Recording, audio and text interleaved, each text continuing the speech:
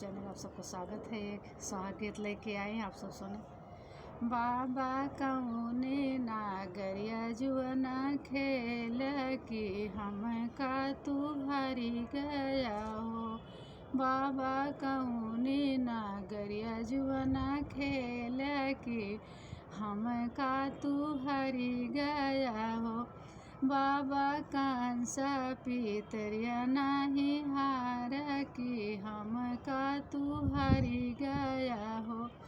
बेटी कंसा पितरिया घर कैला छमी तो तू पराई धाना हो।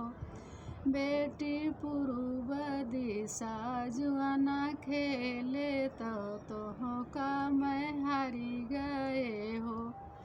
चाचा कौने दिशा में जुआना खेल की हमका तू हरी गया हो।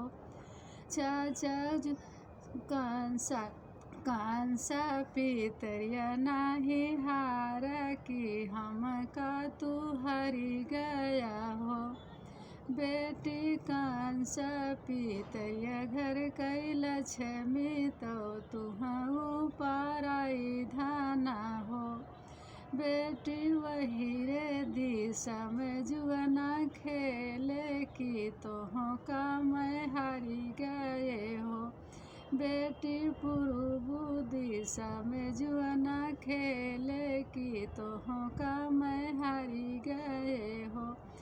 भैया कौने दिशा में जुआना खेल की हमका तू हरी गया हो।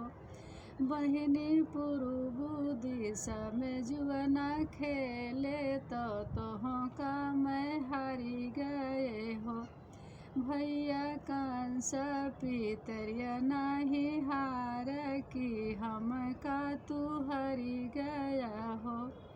भैया कंसा पितरिया नाही हार की हमका तू हरी गया हो।